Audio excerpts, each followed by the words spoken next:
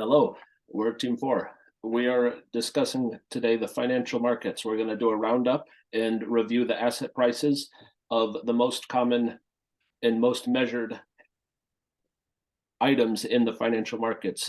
We're in these financial technology classes, and these are things, asset prices are something we think about a lot. The state of the broader economy is something we think about a lot. And obviously we're in a bit of a unique place in the economy. So that is the discussion for today is financial markets and what we expect them to do in the next 3 to 6 to 8 to 10 months, sort of in a midterm time frame. So everybody knows that the markets are uneasy, and this is due to a handful of factors. We have things like energy insecurities, the ongoing conflicts within Russia, Ukraine, the war that's continuing to going on there. We have Federal Reserve rate hikes, and then also the inflation in the US and really globally due to still kind of reeling from the effects of the coronavirus and some of the aid that was provided during that time, making inflation a big concern.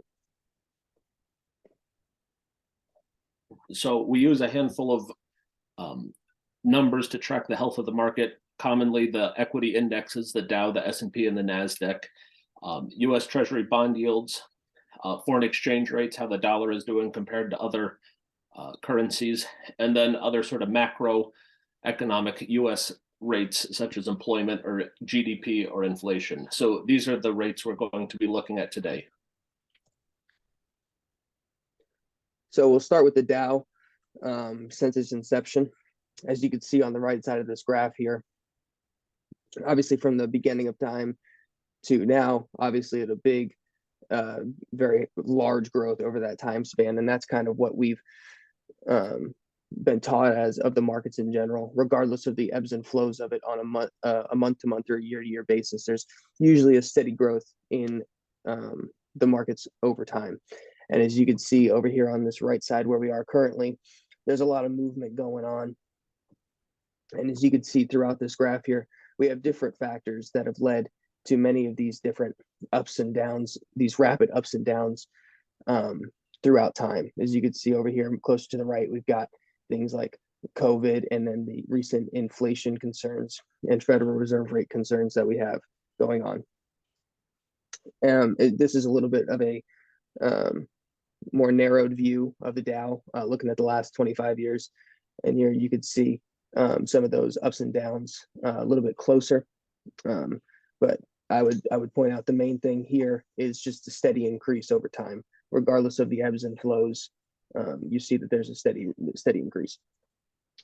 And then here again, just looking at it on a little bit more of a narrow scope, we have the COVID crash that really decreased over here on the left side, and then we follow it by a steady increase, and then we're in a bit of a downward movement here. And what we're really looking to discuss here is where do we think it's going to go from here, up, down, sideways. So that's kind of what we're looking at here. Now looking at the S&P, you could see kind of a similar trajectory here. Regardless of kind of what's going on, you see a kind of a steady increase. But you could see over here on the right side, we're at a bit of a sharp decline, followed by a little bit of a price increase here. But there again, you can see right here that we've got written here, we're sharply off of the 1221 highs that you see that we're over here, pretty close to 500.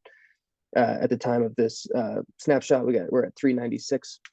So again, where are we going from here? And to start that comparison, we're going to look at some of the U.S. in comparison to some of the other valued currencies.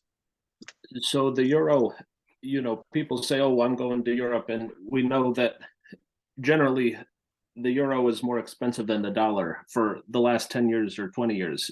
Back here in 2006 to 2009, 2013, it's about $1.30 for every euro. So, but in the past year or so, the euro's dominance has really fallen and it's reached parity with the dollar. For a while, it was at 99 cents. Today, it's at about 102, 103. So it surprisingly, it hasn't fallen below, this is a 20-year chart right here. It hasn't fallen below $1 in the last 20 years. So it's certainly unusual that the euro is, at or below the dollar. And we see this with other currencies. The Great British Pound, you know, in the news really went down the other week when Liz Truss, their very short-lived prime minister, was, announced a new plan. But of course, that has since been rescinded. So, the pound has bounced back a little bit, but still unusual. You can see, I mean, it's back here in 2008, it's at about $2 for every pound, $1.60 for every pound. So to see it have fallen all the way down to $1.15 is unusual. And finally, here we have the Japanese yen. So reached 24-year highs. You can see here at about 98 was the last time it was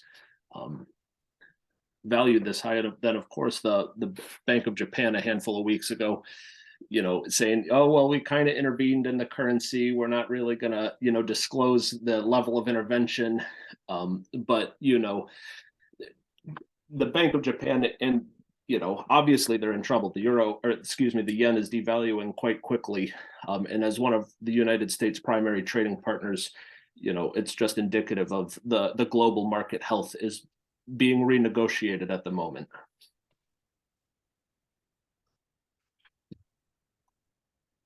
So crude oil here is another one. Usually crude oil being down is, you can see in 2008, the big dive in crude oil. That's usually, low crude oil is usually part of a recession.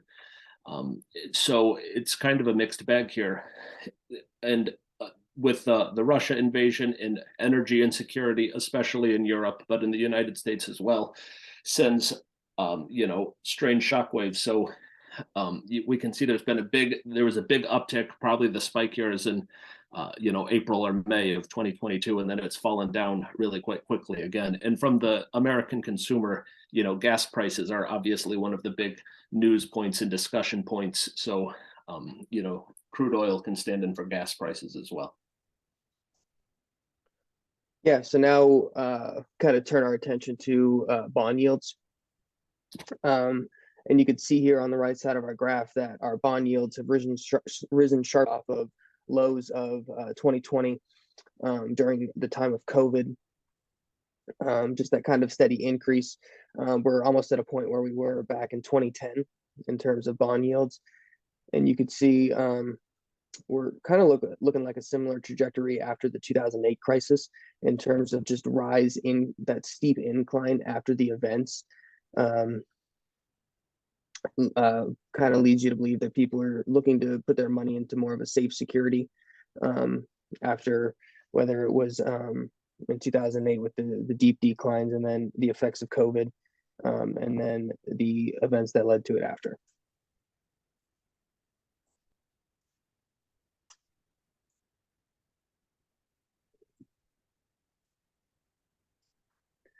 And then looking here at about a 10-year chart of inflation rates, this side of the way.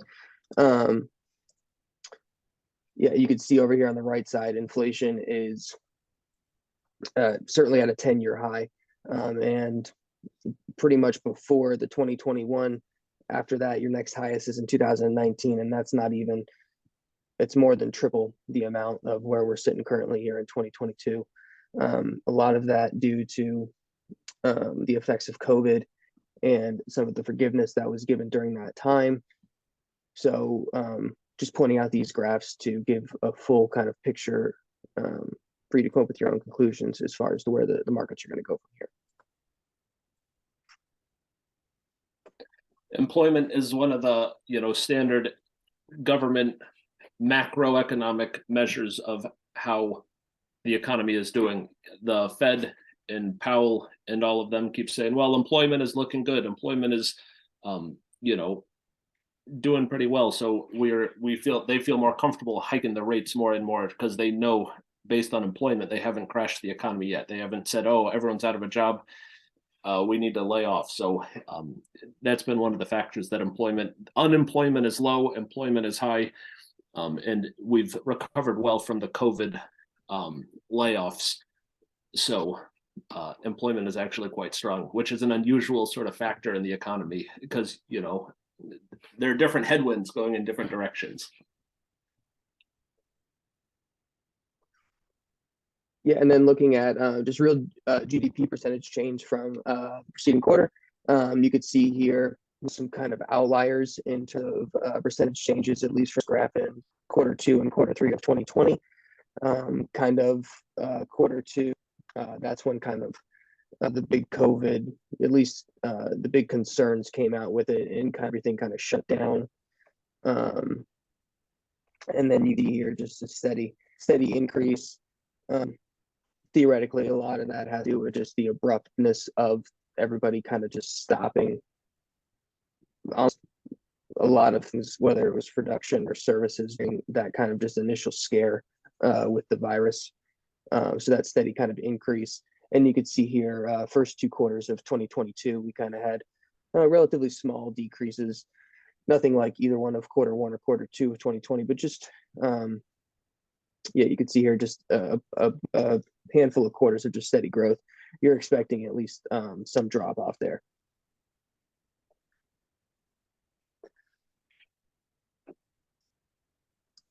The Fed is continuing to hike. They've been talking about this for a long time. You know, with the primary goal of trying to get inflation under 2% or at 2% per year. So that was a couple graphs ago. This is the current rate. They're at 4% for the you know, the interest rate. The lending rate is at 4% that they charge the banks.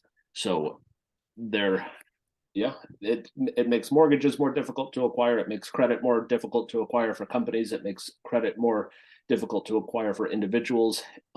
And it's one of the ways to slow down, you know, the market and slow down spending. And they've been pretty hawkish as far as declaring their intent to continue to raise interest rates. And they've, you know, it says Fed delivers 4th jumbo hike in a row. And if you look on the graph, there's nothing as big as these, you know, 4 in a row right here. So this is what the program at the Federal Reserve is right now. And one other comment, this spreads to the entire world too. So when the United States is the global reserve currency and, you know, they're tightening things on this side, that has reverberations through the entire world. So to get to the discussion questions, so based off of the information that we provided through our graphs and discussions, we're interested to see what are your expectations for the financial markets over kind of the near short term with the 6 and 12 months, and then kind of a little bit of a longer term view with 18 and 24 months. And then also, has your investment strategy changed? If so, how are you investing in this time of kind of uncertainty? Especially with the recent kind of lowerings in at least the financial markets. Have you gone to a more risk averse approach? Are you still sticking with the risky approach? What are your kind of your strategies and thoughts on that? Have you made any recent investment decisions based on asset price fluctuation or market narratives? Has anything in the news kind of given you reason to invest in any certain assets or things like that?